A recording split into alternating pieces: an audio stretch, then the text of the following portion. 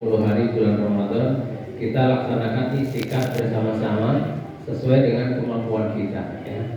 Tidak hanya yang di Cibubur, tapi mungkin yang di Depok, yang di Cipayung, atau yang di Cijantung ya, iman-iman Jakarta, Jaktimsel ini bisa sama-sama memakmurkan masjid kita dengan melaksanakan itikaf sesuai dengan kemampuan masing-masing. Baik, itu Pak Imam sekalian ya, Imam sudah datang. Mari kita siapkan hati kita siapkan pikiran kita untuk menerima ilmu yang akan beliau sampaikan. Demikian Pak Imam sekalian, Alhamdulillah, wabillahi taufiq wal hidayah. Assalamualaikum warahmatullahi wabarakatuh.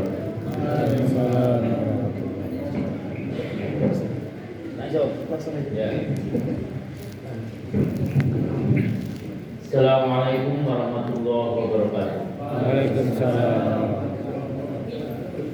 Alhamdulillahilladzi wa kafa, wassalatu wassalamu ala nabiyil mustafa wa ala alihi wa ashabihi al-mujahidina bi ihla'i kalimatillahi asyhadu an la ilaha illallah wahdahu la syarika lah wa asyhadu anna Muhammadan abduhu wa rasuluh ma syaa Allah kan wa ma lam yasha' lam yakun, la haula wa la quwwata illa billah. Amma ba'd. Para ikhwan akhwat yang dimuliakan oleh Allah, khusus sekali imam staf, yaitu imam staf jamaah sholat isya, sholat tarawih yang baru saja terlaksana. Semuanya adalah untuk ibadah kita kepada Allah. Hanya kita sering mengucapkan ibadah, tapi banyak ketika saya tanya apa sih arti ibadah itu? Kalau coba yang tahu, Pak Latif ya apa ibadah? Nah, ibadah itu pengertian singkatnya al-khudu wal inqiyad. Apa Bu? Tunduk.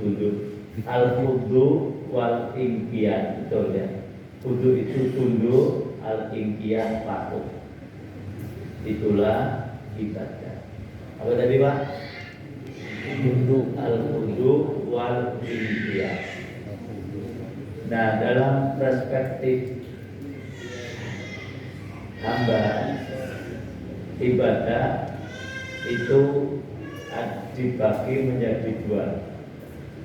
Satu taskhir, dua takhyir. Nah, abd atau hamba itu sendiri punya pengertian yang indah sekali sebetulnya. Tapi secara garis besar, manusia hamba itu dibagi yang berakal dan yang tidak berakal. Nah, yang tidak berakal mereka ibadah.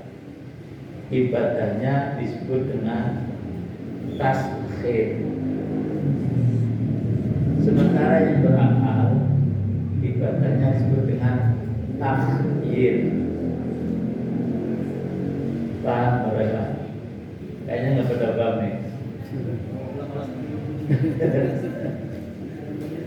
Saya biasanya materinya sederhana, tapi ya baru aja, padahal sederhana. Misalnya ini korban, saya lempar ke atas, mesti baliknya ke bawah. Tidak mungkin dia lari sendiri. Nah, ini dia korban saya ibadah. Dia tunduk pada aturan Allah. Yang orang fisika menyatakan hukum Newton bukan, atau gravitasi bukan. Ini kehendak Allah. Ketika ini saya lempar ke atas, balik ke bawah. Ini namanya ibadah taskhir. Apa Bu? Taskhir. Beda dengan nanti para hewan mendengar azan subuh atau azan awal. Mereka ada yang kemudian sholat subuh, ada yang tidak. Sholat subuh itu ibadah. Ada yang sholat, ada yang tidak. Karena apa? Karena ini pilihan. Mau ibadah, mau sholat bisa, mau tidak bisa. Tapi kalau ini tadi mau terus ke atas nggak bisa. Sekedar dia nggak bisa.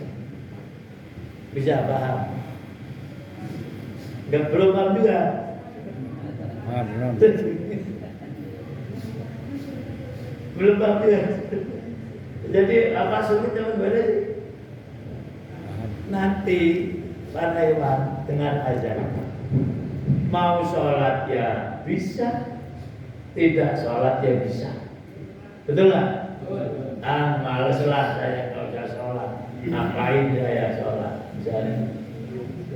Atau puasa. Nggak puasa juga bisa, tidak puasa juga bisa. Nah yang begini namanya tahyir. Tahyir. Tahyir. Dan contoh lagi yang besar, matahari itu terbit mesti sebelah timur, kemudian terbenam sebelah barat, begitu seterusnya. Besok pagi terbit lagi timur, tenggelam barat lagi. Sampai ada satu hadis Rasul berdialog dengan para sahabat. Coba matahari setelah terbenam itu ngapain? Para sahabat nggak jawab, nggak tahu. Yang jawab Rasulullah. Itu lagi lapor pada Allah. Ya Allah, boleh nggak saya besok terbit lagi? Nah gitu.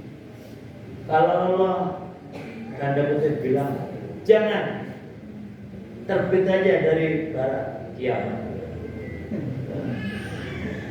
Dan matahari yang sudah ribuan tahun terbit dan tenggelam, mungkin kalau manusia bosan kali ya, udah begitu lama ya Allah, saya pengen istirahat dulu, nggak bisa.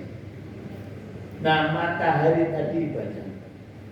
Kan tadi ibadah adalah al-qudu wal inqiyah, tunduk dan ikut patuh. Matahari tadi itu besok disuruh terbit sebelah timur, ya udah. Dia nggak pernah tanya, ya Allah kenapa harus sebelah timur? Kalau manusia kadang-kadang masih tanya ngapain? Terutama yang merasa dirinya pintar, ngapain sholat, ngapain puasa, dan seterusnya. Sudah bisa membedakan ibadah takhir dan taskhir. Sudah bisa belum? Bisa. Bentar saya sampai malam nih Bang. Bisa. Mohon maaf saya bukan sombong ya. Saya visiting profesor. Dia kalau ngomong kadang-kadang di luar. Jadi ibadah taskhir itu ibadah yang mau tidak mau harus begitu. Penundukan harus tidak berlebihan. Seperti tadi ini jalan berkatas mesti jatuh ke bawah, tidak ada yang terusan. Kali kalau ke bawah angin lah. Itu namanya taskhir yang tanda kutip terpaksa. Sudah ini dipaksa nggak bisa. Nah kalau yang takhir tadi pilihan, mau sholat silakan, mau tidak sholat silakan. Nah ini hanya dimiliki oleh orang-orang makhluk yang berakal. Yang berakal kan 2 atau 3, jin dan manusia sudah. Makanya yang diperintahkan ibadah ini. Nah itu ibadahnya ibadah takhir. Makanya mengatakan Maka khalaqtul jinna wal insa illa liya'budun. Karena tadi yang punya pilihan mau sholat iya, mau tidak sholat, yang bisa memilih itu hanya jin dan manusia. Malaikat tidak bisa. Ya Allah, saya nggak maulah ngasih wahyu kepada Muhammad, saya maunya kepada Ali aja. Karena ada pengertian Syiah semacam itu. Malaikat Jibril ini keliru menurunkan wahyu. Harusnya kepada Ali, kepada Muhammad. Ini sebagai kepercayaan Syiah bulat, Syiah yang keterlaluan. Malaikat Jibril nggak mungkin keliru, karena memang Allah menunjukkannya Jibril kasih wahyu pada makhlukku yang namanya Muhammad. Nah itulah, kalau malaikat nggak bisa dia nolak. Tapi kalau manusia tadi mau puasa bisa, mau tidak puasa bisa. Nih dayung yuk, berarti kan? Besok dayung puasa bisa. Tidak puasa bisa nggak yuk? Itu namanya ibadah tahyir, pilihan dayung ya. Terserah saya mau puasa apa enggak. Nah, tapi kalau matahari nggak bisa. Saya sudah bosan terbit sebelah timur, selama nggak bisa. Itu namanya takhir. Nah, karena ini pilihan, inilah yang nanti akan mendapatkan ganjaran dan pahala. Karena untuk memilih sesuatu tidak mudah dan kadang-kadang tidak ringan. Saya kepinginnya itu besok puasa, tapi setan bilang jangan puasa, bang, ngapain puasa? Toh nggak ada yang tahu puasa. Betul. Saya sudah sahur sama istri saya bareng-bareng. Jam 10 haus minum saya. Bisa nggak? Bisa. Tapi saya nggak mau. Nah, melawan itu berat, maka oleh Allah diberilah pahala. Nah, kalau yang tadi ini pulpen jatuh ke bawah, nggak ada pahalanya, nggak ada beratnya. Kemudian tadi matahari terbit sebelah timur, nggak ada pahalanya, nggak ada tantangannya. Ini ibadah. Inilah bentuk ibadah dari perspektif apa? Dan terjamkan. Nah, sekarang ibadah lagi. Yang kedua, ini lebih mudah. Dari esensi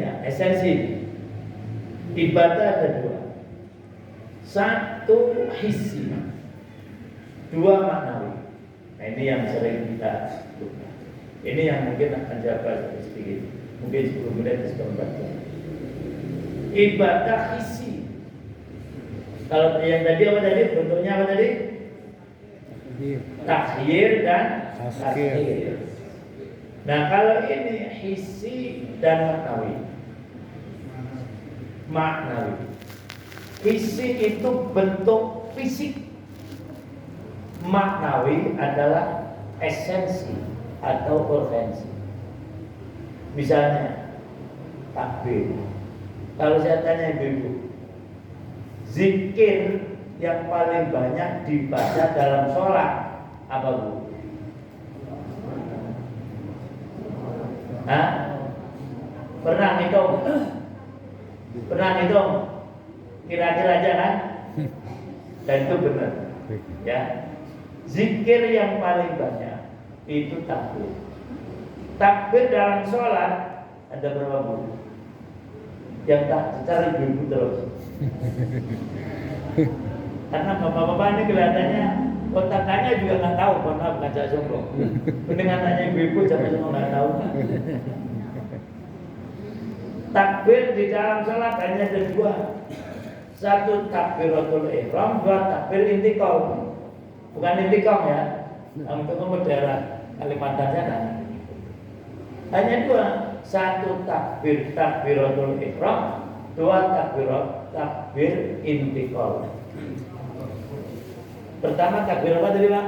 takbiratul ihram, Nah, yang kedua takbir intiqal, intiqal.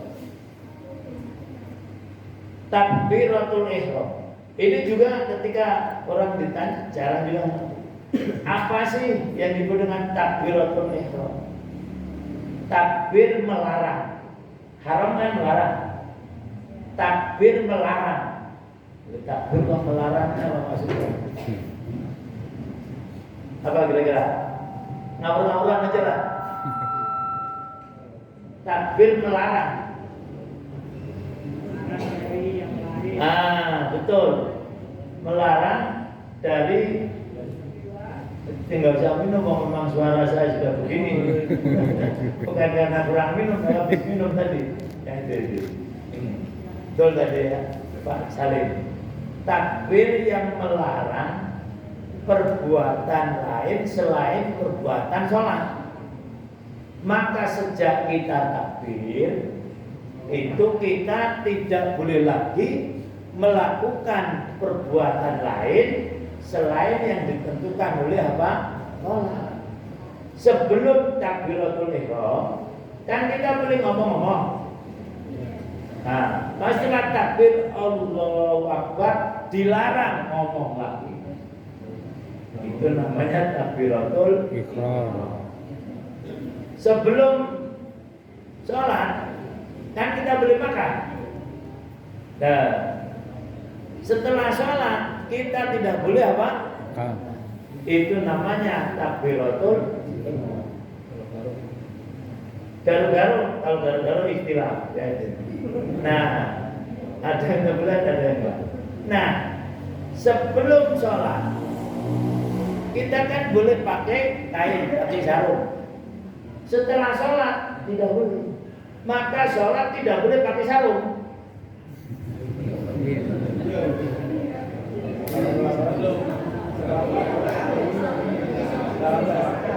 Iya, maksudnya orang sholat tidak boleh pakai sarung. Ya, coba mau nentang. Nah, kalau pakai sarung sebelum sholat,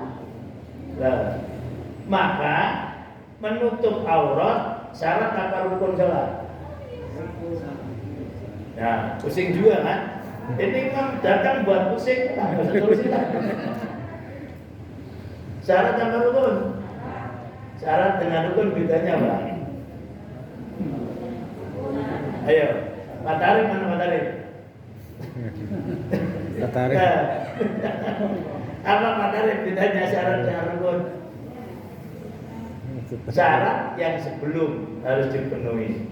Kalau rukun include di ibadah tadi, maka menutup aurat itu syarat. Maka kan itu sholat tidak boleh pakai sarung. Kalau mau pakai, nah gitu. Begitu sholat nggak boleh pakai mukena. Kalau pakai sholat pakai mukena batal. Kalau mau pakai mukena, nah yang membatasi tadi seperti kata Pak Salim, itulah namanya takbiratul ihram.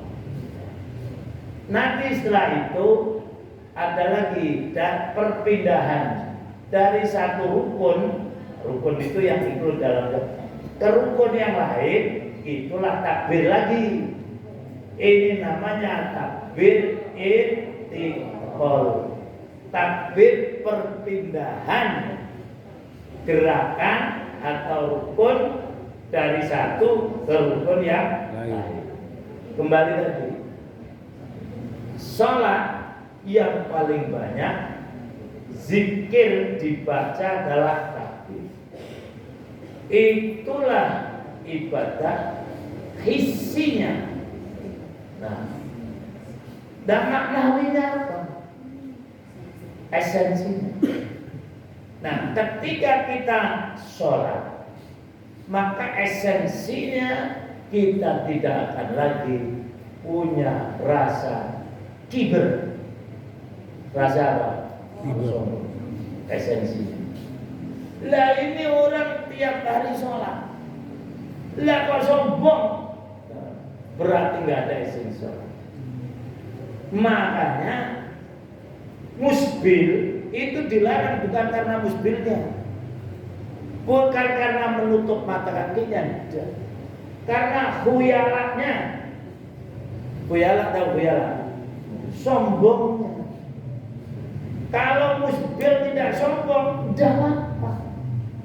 Buktinya Abu Bakar, dia musbil, ya, tapi sholat tidak apa.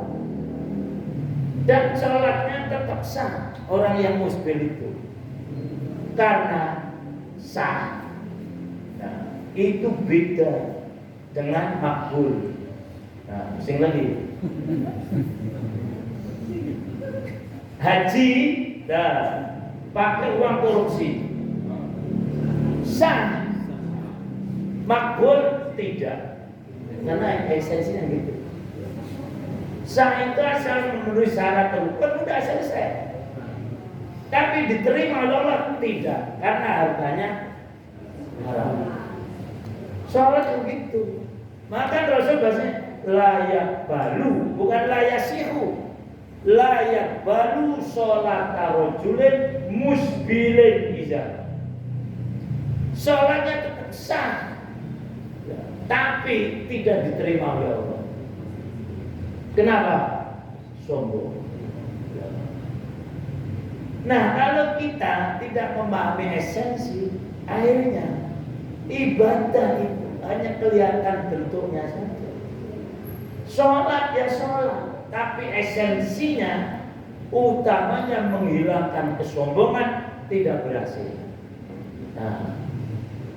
Nah, yang dituntut oleh Quran, oleh syariat sebetulnya esensi, tapi bukan berarti isinya tidak penting. Makanya Quran dengan jelas menyatakan fawailul lil musallin, celakalah bagi orang yang sholat. Jelas sholat itu, tapi tetap dikatakan oleh Rasul apa? Siapa musallin itu? Yang fawailun itu alladzina hum an sholatihim sahun, yang dia lalai dari sholat, menggunakan kataan. Huruf jar itu mempengaruhi sekali, bukan dalam sholatnya, bukan, tapi dia lalai dari sholat. Bisa dipahami beda antara dari dan di. Pengertian sahun dulu, sama-sama lupa.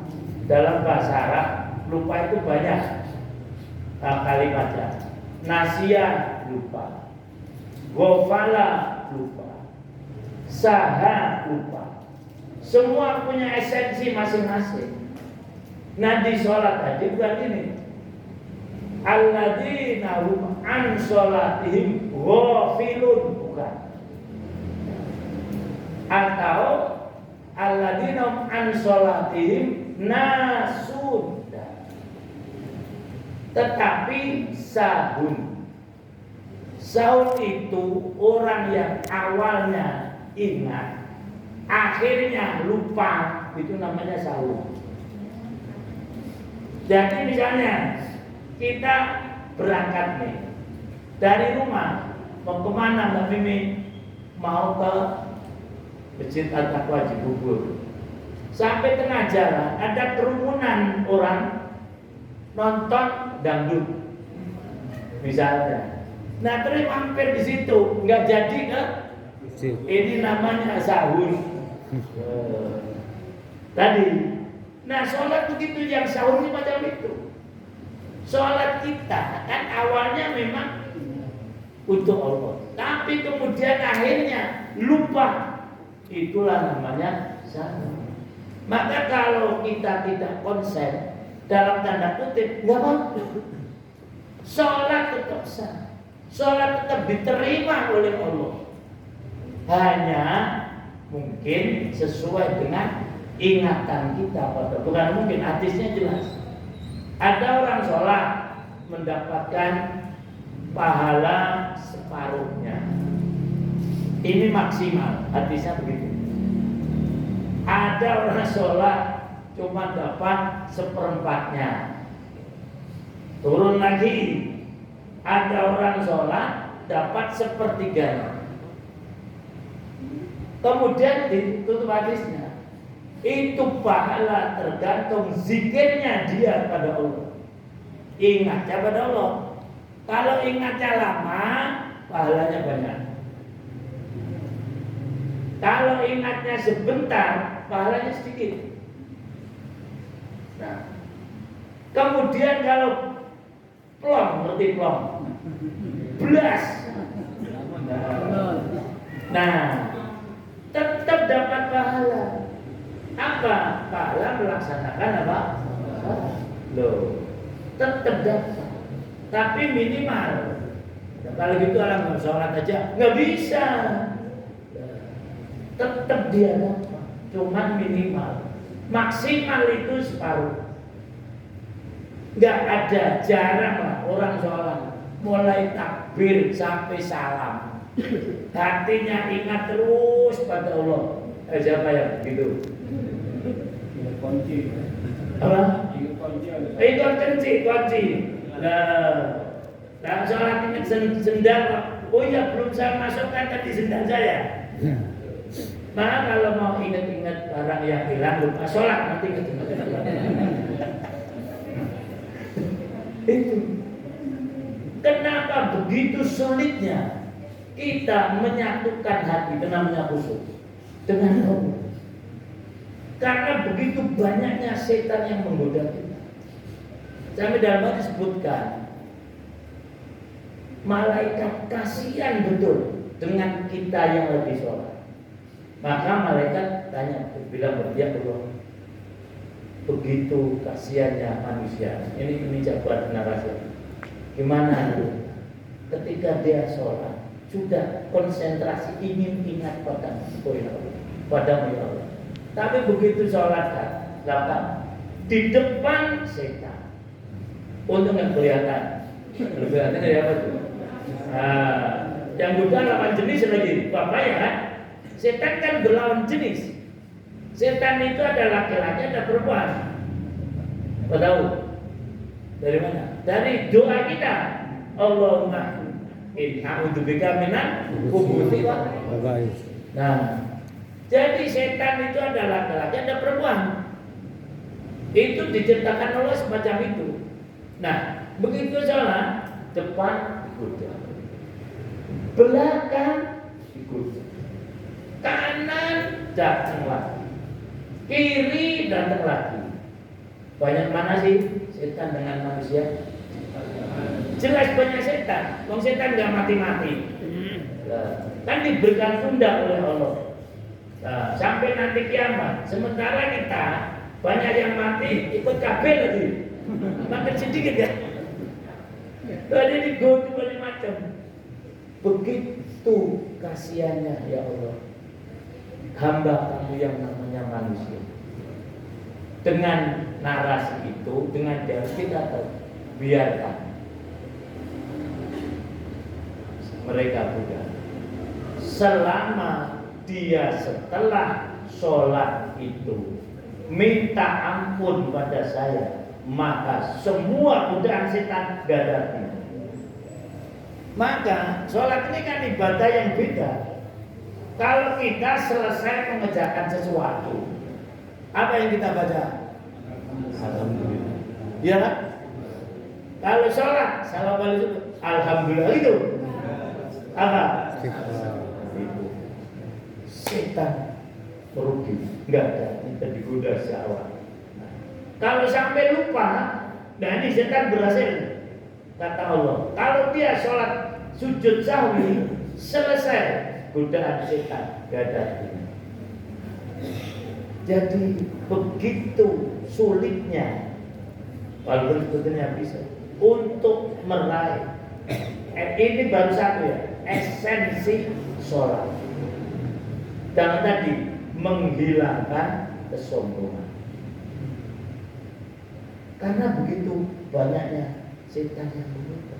Untung kita masih apa? Sholat. Nah, masih untung tuh. Nah, kalau kita tidak sholat, udah apa? Uang sholat aja masih punya rasa sombong, apalagi tidak sholat. Nah, maka jangan diambil jalan pintas, daripada sombong terus nggak bisa sholat aja, ya nggak bisa.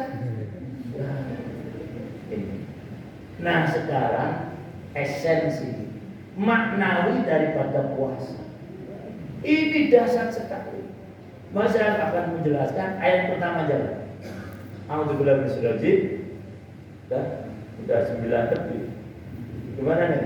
1 menit sampai 10. 1 menit. Ya. Allah buka perintahnya. Puasa, syariat puasa beda dengan syariat yang lain. Dalam pensyariatan. Kalau syariat yang lain itu menyebar dalam Al-Quran. Zakat hampir semua surah ada. Mulai Al-Baqarah sampai An-Nas misalnya, hampir semua juz ada zakat. Haji hampir di semua juz ada. Bahkan ada namanya surah Al-Hajj. Apalagi haji, zakat. Kemudian yang apa? Yang 5 dulu. Syahadat, sholat apalagi. Nah, hampir semua juz.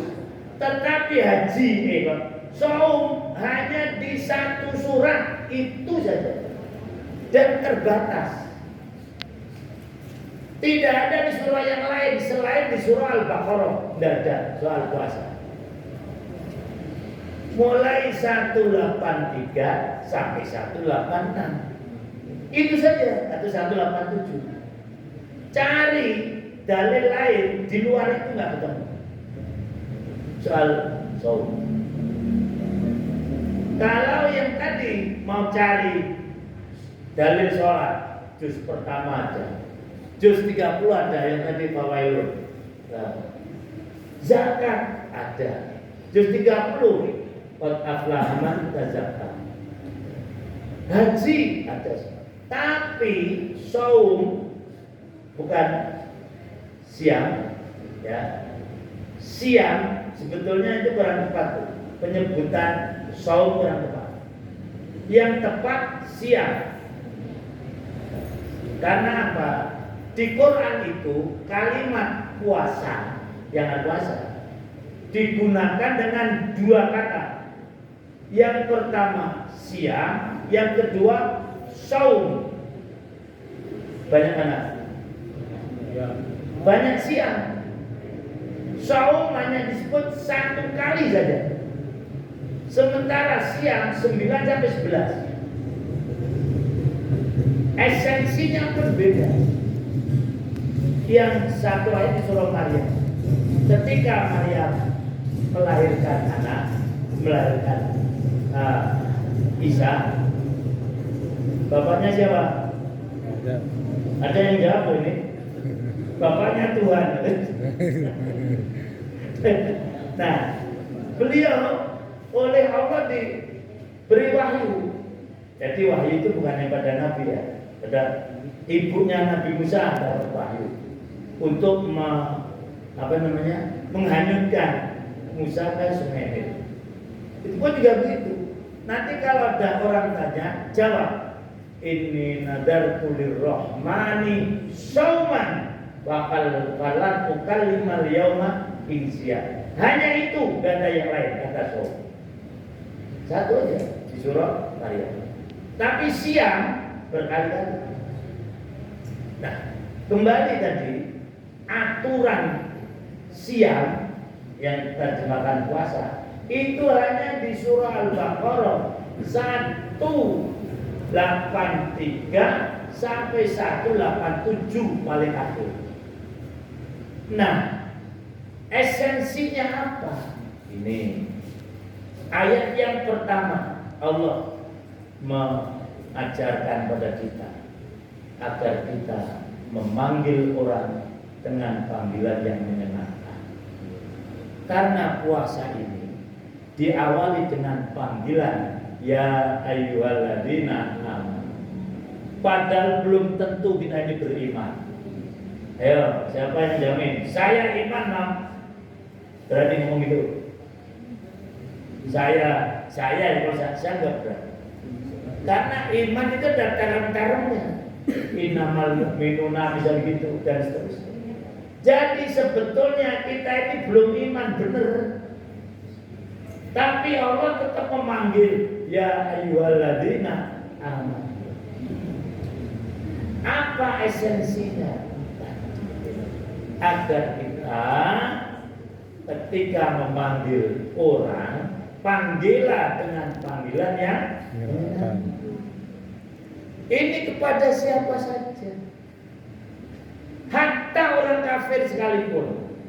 Nah itu, karena kafir memang beda-beda. Nah kalau kita puasanya benar, mesti akan menyenangkan orang lain, utama sekali dalam soal panggilan. Allah menyenangkan kita dengan kita dipanggil sebagai ya ayyuhalladzina amanu, walaupun kita sebetulnya imannya sudah benar atau belum benar? Ayo Pak Latif, belum kan? Saya nggak nuduh yang aku sendiri ya. Tapi oleh Allah Pak Latif tidak ya ayyuhalladzina amanu. Seneng nggak panggil gitu Pak? Coba dia, ya ayyuhalladzina kafaru kutiba alaikumus syiyam. Habislah. Nih, ya. Ini esensi ya ayyuhalladzina amanu. Saya tidak sampai kata saya ke depan. Kemudian apa? Puasa ini berat atau ringan sih sebetulnya? Berat, sangat berat sebetulnya. Sangat berat. Kalau nggak percaya, udah nanti di luar bulan puasa itu kita jangan biar puasa sunnah ya. Jam 10, jam 11 dah jangan seberat apa. Nah sekarang ini kita puasa. Kenapa jadi ringan? Kenapa? Loh, bisa macam-macam. Karena tadi ya ayyuhalladzina kita sudah senang Pak dipanggil, maka kita jadi kuat. Oleh karena itu perintah Allah itu memerintahkan kita untuk selalu gembira, selalu senang. Qul bi fadlillah wa bi rahmatihi fa bidzalika falyafrahu. Allah merintah kita itu perintah senang. Ibadah yang paling enak itu ibadah senang. Itu pahala itu. Jangan sedih. Sedih malah dilarang oleh Allah. La tahzan. Kan malah jadi judul buku yang laris sekali. Ayat Al-Qur'an. Nah, jadi ibu-ibu kita disuruh senang apa disuruh sedih? Senang. Lah sudah senang dapat pahala lagi. Kenapa tadi kita kuat? Karena kita senang dipanggil oleh Allah.